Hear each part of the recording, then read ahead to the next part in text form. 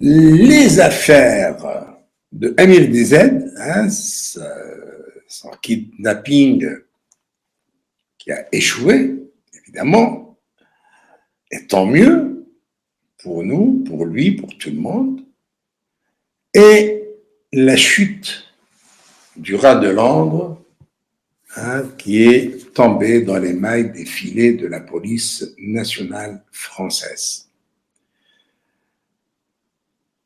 Il faut rappeler que ce rat d'égout qui veut se donner de l'importance en criant au complot international contre sa petite personne, bien, il faut lui rappeler qu'il n'est qu'un petit rat, un petit rongeur. Et de toute façon, mes excuses à la race des rongeurs qui sont plus respectables que lui. Alors, voyons cette histoire du chef du bureau de sécurité qui n'est autre que le colonel Sadak. Ce chef de bureau qui pratiquement, il faut le dire, selon des sources proches justement du bureau de sécurité de l'ambassade d'Algérie à Paris, il n'est pratiquement pas au courant des affaires scabreuses menées par le colonel Mouad, hein, de son vrai nom Souahi Serguine, et lequel colonel travaille aussi à l'insu de son patron, le général Proxénète, il faut appeler les choses par leur nom, Djebbar Menna, lequel ce Djebbar Menna avait déjà donné ordre à ne plus communiquer avec le rat de Londres, depuis l'affaire du portable qui lui a été subtilisé et qui a fait scandale à Alger, qui a entraîné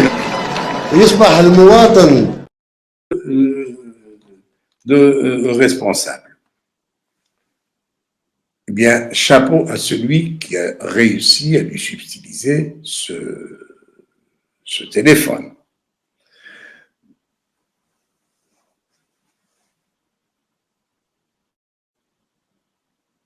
Le colonel Sadak, donc, a été convoqué hier à Alger, en urgence. D'abord, parce que le chef du bureau de sécurité est homologué, hein, il est accrédité auprès des services français, donc son activité n'est pas secrète. Et il lui a été demandé de fournir des explications sur les deux affaires. Les explications, il n'en avait pas, puisque tout se faisait à son insu. Le colonel Mourad ne le calculait même pas et il préfère travailler avec Nuisette Rose et le fameux rat de Londres et leurs acolytes, leurs semblables. Voilà où ça mène, hein, de collaborer, de travailler avec ce genre d'individus. On ne peut que récolter échec sur échec et scandale sur scandale.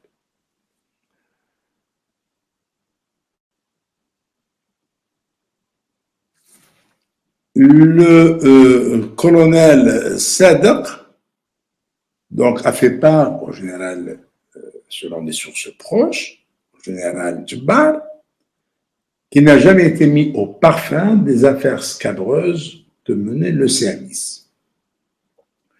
Et par conséquent, il s'est plaint du comportement, de la conduite du colonel Mouad, qui l'ignorait complètement et l'expose, hein, de par ses agissements, il l'expose à des situations fort compromettantes et des situations pas heureuses du tout vis-à-vis de ses homologues français.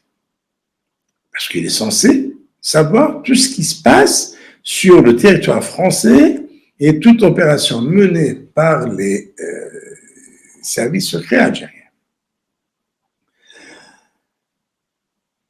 Ordre a été donné par le général Djebbar de ne plus communiquer avec ce Radegou et s'il faut le rapatrier, il faudrait le rapatrier.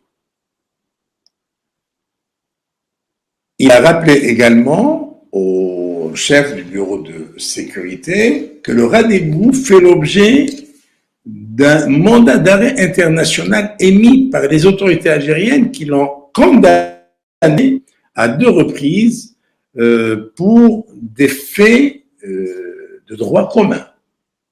C'est un voyou, donc il n'y a que des affaires de droit commun, c'est un véritable voyou, puisqu'il a été condamné dans l'affaire de son frère, qui était maire à Birin, et d'ailleurs on lui a confisqué 2 immeubles à Bourj Kifan, à Alger, qui sont le fruit du chantage auquel il soumettait certains hommes d'affaires en Algérie. D'ailleurs, ils sont nombreux les plaignants contre ce Radegou.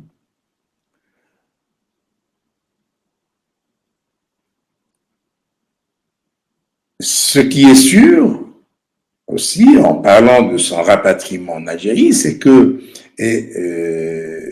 c'est-à-dire, si on voit un petit peu ce qui est en train de se passer ces derniers jours, c'est que les autorités françaises sont énormément gênées par cet individu et je ne doute pas qu'ils souhaiteraient bien l'extrader, l'expulser vers l'Algérie.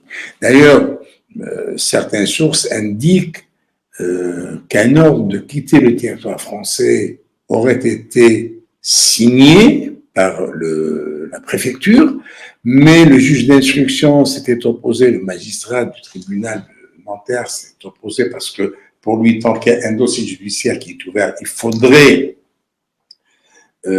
poursuivre l'enquête.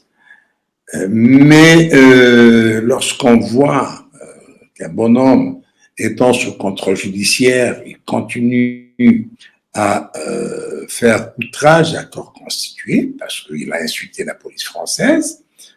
Il n'a pas mesuré la gravité de ses propos, ça c'est sûr, parce que sinon c'est un lâche qui n'oserait jamais s'attaquer aux autorités françaises. D'ailleurs, Nuisette Rose, son grand-père, lui, il sait faire dans le langage mielleux vis-à-vis des autorités françaises.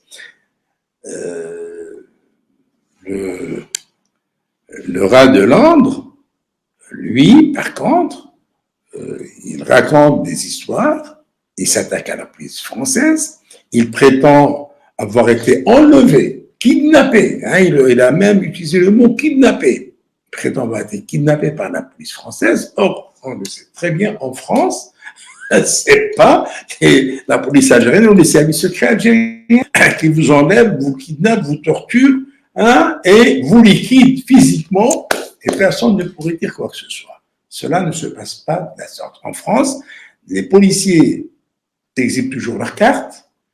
S'ils sont en civil, dès qu'ils entrent en action, ils mettent leur brassard police et ils s'annoncent.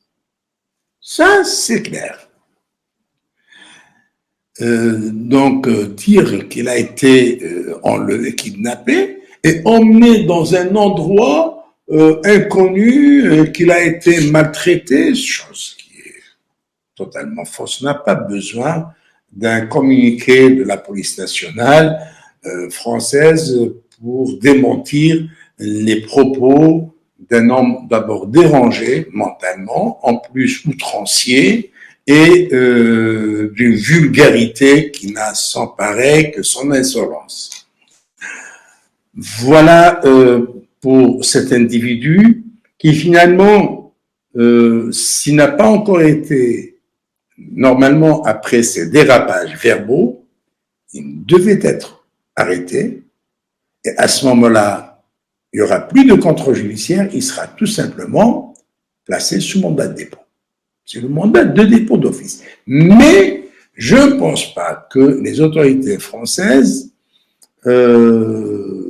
soient quand même bêtes au point de faire d'un rat d'égout un martyr. Ils préfèrent l'ignorer, ignorer ses injures, ignorer ses mensonges, que de faire de lui un martyr. Et puis, le mieux pour les autorités françaises, c'est que cet individu soit expulsé vers l'Algérie, qu'il n'attende pas une demande d'Alger, parce qu'à Alger aussi, on ne veut pas de lui, bien qu'il soit l'objet d'un mandat d'arrêt international, mais personne ne veut de lui. Pour la simple raison qu'une fois à Alger, c'est que ça va être, de toute façon, c'est la prison, mais il faudrait que les autorités algériennes sachent qu'il n'y aura aucune voix n'oserait s'élever pour défendre un pourri pareil. Aucune voix. D'ailleurs, même son compère Nuisette Rose, lui-même, il sera le premier à se taire, mais lui aussi, il risque de faire l'objet d'une expulsion vers l'Algérie, ou bien il faudrait que les Algériens demandent son extradition, pour la simple raison que cet individu est impliqué de manière directe ou indirecte dans l'affaire d'Amir DZ. Je reviendrai sur ces deux sujets, le kidnapping d'Amir DZ et l'implication de Nuisette Rose, et aussi les dérapages du rat d'égout vis-à-vis des autorités françaises. On commencera par les dérapages du rat, après le jingle.